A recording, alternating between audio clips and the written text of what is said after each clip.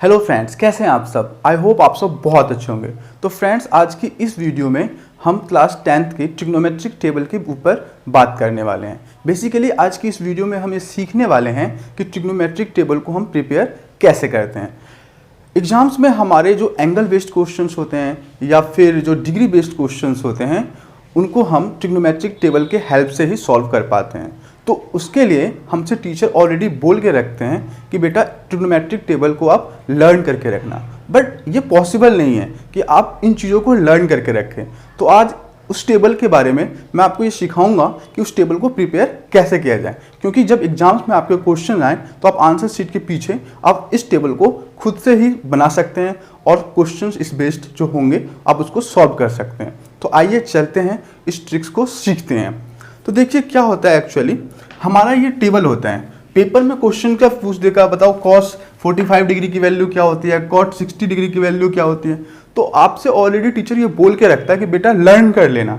But क्या आपको लगता है इन चीज़ों को लर्न करके रखना पॉसिबल है? आप 2-4 चीज़ें लर्न करोगे और हो सकता है अगर आप लर्न कर भी लें तो मिस्टेक्स होने के चांसेस बहुत ज़्यादा होते हैं एग्जाम्स में। तो क्यों ना इनके ट्रिक्स सीख लें कि इसको प्रिपेयर कैसे किया जाता है। तो आइए मैं आपको ट्रिक्स सिखाता हूँ। तो सबसे पहले क्या करते हैं, सबसे पहले जो हमारे ये डिग्रीज हैं 0 डिग्री 30 45 एंगल्स और ये हमारे रेशियोज में है, तो हम इसको क्या करते हैं, सबसे पहले हम यहाँ पे होल नंबर से स्टार्ट करते हैं 0। फिर हम क्या करते हैं, यहाँ पे एक कॉलम बना के 1 नेचुरल नंबर 1, जिसको हम काउंटिंग नंबर भी बोलते हैं, 1 2 3 और 4, ये काउंटिंग नंबर लिख लेते हैं। इसमें से इन सारे नंबर्स को, जो हमारे नंबर 4 है, कॉमन नंबर लेके इस सभी को हम डिवाइड कर लेते हैं। इन सभी को हम डिवाइड कर लेते हैं। उसके बाद हम क्या करते हैं, डिवाइड करने के बाद इन सभी के ऊपर एक अंडर रूट लगा लेते हैं। सभी को अंडर रूट कर लेते हैं। देखते जाइएगा, बिल्कुल इजी कंसेप्ट है, इजी ट्रिक सिखा रहा हूँ, आप इस टेबल को खुद ब खुद कर सकते हैं। तो आप देखिए, अगर मैं इसको सॉल्व करूँ तो 0 को अगर मैं अंडर रूट से हटाऊँ तो फिर भी देखिए 0 ही होगा, और अगर मैं 4 को अंडर रूट से हटाऊँ तो 2 होगा। तो बताइए किसी भी नंबर से अगर 0 को मैं डिवाइड करता हूँ तो आंसर क्या होगा, 0। तो मतलब मैं ये बोल सकता हूँ कि ये आंसर होगा हमारा 0। तो अगर मैं आपसे बोलता हूँ बताओ कि साइन 0 डिग्री का वैल्यू कितना होगा, तो आप बोल सकते हो इजली 0। सिमिलरली मैं ऐसे सॉल्व करता हूँ, अगर अंडर रूट 1 को, अगर 1 को अंडर रूट से हटाता हूँ तो मैं 1 ही लिखूंगा। अगर मैं 4 को अंडर रूट से हटाता हूँ तो इसका वैल्यू क्या आ गया, 2। तो आप लिख सकते हो कि साइन 30 डिग्री की वैल्यू क्या होती है, 1/2। बहुत इजी वे में समझा रहा हूँ, बहुत आराम से समझा रहा हूँ, ध्यान से देखिएगा। सिमिलरली अगर मैं इसको सॉल्व करूँ तो 2 1 जा 2, 2 2 जा 4। अगर मैं अंडर रूट 1 को बाहर निकालूँ तो 1 हो जाएगा, और अंडर रूट 2 को बाहर नहीं निकालूंगा तो मैं इसको एज इट इज रखूँगा, क्योंकि इसकी वैल्यू ऐसी रहेगी। सिमिलरली अगर मैं अंडर रूट 3 को एज इट इज ऐसे रखूँगा और अंडर रूट 4 को बाहर निकालूंगा तो इसकी वैल्यू होती है 2, ये हो गया। और सिमिलरली इसको मैं ऐसे कैसे करूँगा, 4 को 4, इसका वैल्यू आ गया 1। तो आप ऐसे पता कर सकते हैं कि साइन 60 का वैल्यू क्या है, तो √3/2। साइन 90 का वैल्यू क्या होता है, तो 1। तो ये तो मैंने अभी एक का बताया। अब दूसरे का पता करना हो, कॉस का, तो कैसे पता करेंगे। आपको कुछ नहीं करना है, आपको क्या करना है कि ये जितने भी आपने साइन का लिखा है इसका आपको रिवर्स कर देना है। रिवर्स मतलब कि जो 90 वाला वैल्यू है वो 30 पे आ जाएगा, ये वाला वैल्यू यहाँ जाएगा, ये एज इट इज ऐसे ही रहेगा, ये यहाँ पहुँच जाएगा, और ये वाला यहाँ होगा। और इसके साथ साथ आपने क्या किया, साइन का और कॉस का टेबल तैयार कर लिया। चलिए, आपको याद होगा तो मैंने एक आपको लास्ट क्लास में, जब हम ट्रिग्नोमेट्री में रेशियो बेस्ड क्वेश्चंस करते थे, वहाँ पे मैंने आपको क्या पढ़ाया था, मैंने आपको वहाँ पे कंसेप्ट पढ़ाए थे, जिसमें मैंने क्या पढ़ाए थे, मैंने आपको एक टेबल दिया था, पंडित बद्री प्रसाद हरी बोल, और जिस पे मैंने आपको बोला था ये साइन थीटा होता है, ये कॉस थीटा होता है, ये टेन थीटा का, ये रेशियो के फॉर्म में होते हैं, ये कॉट थीटा होता है, ये सेक थीटा होता है, और ये कॉसेक थीटा। ये मैंने आपको 8.1 में पढ़ाए हैं। अगर आपने अभी तक इस वीडियो को नहीं देखा है तो प्लीज़ इस वीडियो को आप जरूर देख लीजिएगा, क्योंकि बहुत इंपॉर्टेंट चैप्टर है और यहाँ से हमारे एग्जाम में एटलीस्ट 10 to 12 मार्क्स के पेपर में क्वेश्चंस आते हैं। तो आपको इस टॉपिक को करना बहुत ज़रूरी है अच्छे मार्क्स के लिए। तो चलिए, तो मैंने ये आपको ऑलरेडी पढ़ा रखा है, तो मैं इसके लिंक डिस्क्रिप्शन में जरूर दे दूंगा। तो मैं अब बात करता हूँ टेन थीटा का। तो टेन थीटा देखिए ये है, टेन थीटा का एक फॉर्मूला होता है क्या, साइन थीटा अपॉन में कॉस थीटा, ये फॉर्मूला। तो यहाँ पे देखिए साइन थीटा की वैल्यू हमने ऑलरेडी निकाल लिया 0, कॉस थीटा क्या है 1।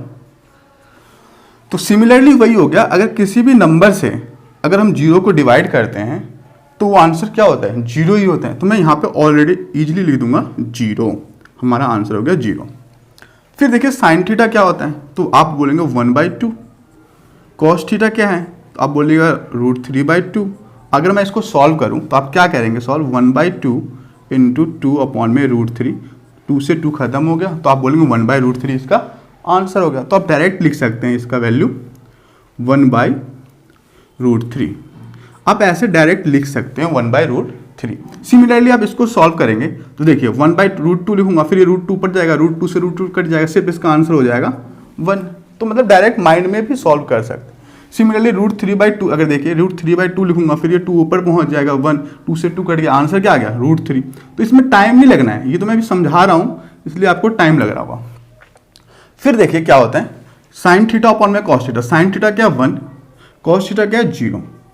अगर मैं किसी भी नंबर को 0 से डिवाइड करता हूँ, 0 से डिवाइड करता हूँ तो क्या होता है अनडिफाइंड होता है, जिसको हम नॉट डिफाइंड भी बोलते हैं, और उसके इनफाइनाइट सॉल्यूशन। तो इसका मतलब मैं इसको लिखूंगा यहाँ पे कि ये नॉट डिफाइंड है। ये एमसीक्यूज में आ सकते हैं कि बताओ, आपको एमसीक्यूज में पूछ देगा बताओ 1090 का वैल्यू क्या होता है, 0 1 क्या होता है, तो आप बोलेंगे नॉट डिफाइंड।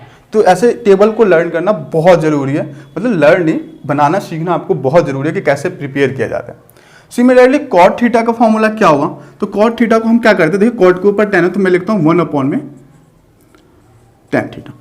तो देखिए कॉट थीटा का 1 अपॉन में tan थीटा होता है, तो 1 tan थीटा क्या है 0। तो वही बात हो गया कि किसी भी नंबर को अगर मैं 0 से डिवाइड करूंगा तो क्या आएगा नॉट डिफाइंड। तो आप इजीली लिख सकते हैं यहाँ पे not defined, not defined.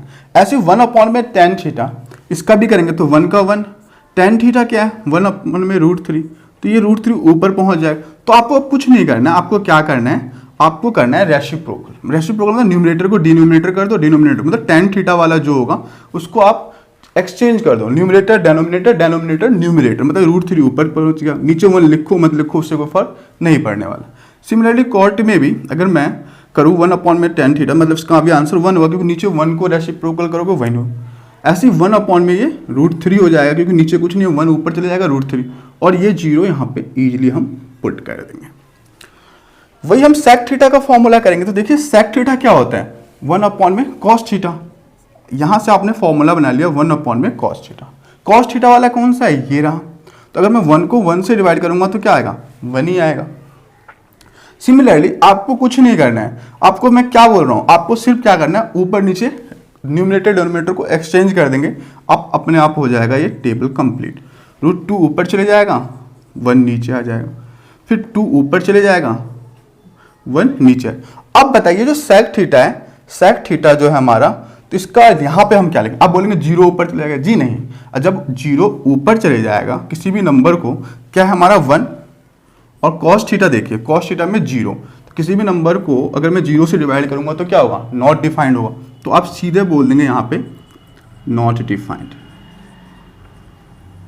Not defined. देखिए टेबल प्रिपेयर करने में टाइम बिल्कुल नहीं लगना, बहुत ही इजी ट्रिक से बता रहा हूँ, बहुत ही सिंपल है। अब ध्यान से देखिए कॉसेक थीटा क्या होता है। अब कॉसेक देखिए क्या है, साइन के कॉसेक, तो मतलब 1 अपॉन में साइन थीटा। अब 1 अपॉन में साइन थीटा, साइन क्या हमारा 0 है, यहाँ पे साइन हमारा 0 है, तो मैं 1 अपॉन में 0 लिखूंगा। तो अगर मैं किसी भी नंबर को, सेम वही प्रोसीजर आएगा, किसी भी नंबर को अगर मैं 0 से डिवाइड करता हूँ तो आंसर हमेशा नॉट डिफाइंड ही आएगा। तो यहाँ लिखना है हमें नॉट डिफाइंड या अनडिफाइंड जिसे बोलते हैं हम। और साइन थीटा वाले जो भी हैं उसको आप क्या कर दो रेसिप्रोकल, मतलब न्यूमरेटर को डिनोमिनेटर बना दो, डिनोमिनेटर को न्यूमरेटर बना दो। तो इसका हो गया 2, नीचे 1 लिखो मत लिखो कोई फर्क नहीं पड़ता, √2 नीचे 1 लिखो या मत लिखो उससे कोई फर्क नहीं पड़ता। 2 ऊपर चले जाएगा और √3 नीचे आ जाएगा, और नीचे कुछ नहीं है तो 1 अपॉन में 1 भी लिखोगे तो इसका आंसर 1 ही आएगा। तो मतलब मैंने इसको स्टेप से टेबल कंप्लीट कर लिया है। तो ये तो मैंने आपको टेबल कंप्लीट करना सिखा दिया कि ट्रिग्नोमेट्रिक टेबल को कैसे प्रिपेयर किया जाता है, और एग्जाम में आपके क्वेश्चंस अगर पेपर में आते हैं तो आप बहुत इजीली इसको सॉल्व कर पाएंगे। बट इसकी प्रैक्टिस करनी बहुत ज़रूरी है। तो नेक्स्ट जो मैं वीडियो बनाऊंगा उसमें इन सारे क्वेश्चंस को आपको प्रैक्टिस करवाऊंगा कि कौन से क्वेश्चंस एग्जाम में आ सकते हैं। अगर आपने मेरे जो चैनल्स पे जो क्वेश्चन डले होंगे, अगर आपने उन क्वेश्चंस की प्रिपरेशन कर लिया है, उन क्वेश्चंस की प्रैक्टिस कर लिया है, तो यकीन मानना दोस्त, मैं इस चीज़ को विश्वास दिलाता हूँ कि आप बहुत अच्छे मार्क्स स्कोर कर पाएंगे, क्योंकि उन्हीं क्वेश्चंस के एग्जाम्स में आने के चांसेस बहुत ज़्यादा होते हैं। तो आप प्लीज़ स्किप मत करिएगा, ट्रिक्स को समझिएगा कि कैसे ट्रिक्स बनते हैं और कैसे क्वेश्चंस को किए जाते हैं। आई होप आपको मेरी ये वीडियो बहुत अच्छे से समझ में आ गई होंगी। तो अब मैं नेक्स्ट वीडियो बहुत जल्द अपलोड करूंगा, तब तक आप मेरी इस वीडियो को अपने दोस्तों के साथ शेयर करिए, सब्सक्राइब करिए चैनल अगर नहीं किए हैं तो, और ऐसे क्वेश्चंस को सॉल्व करते रहिए। Thank you very much.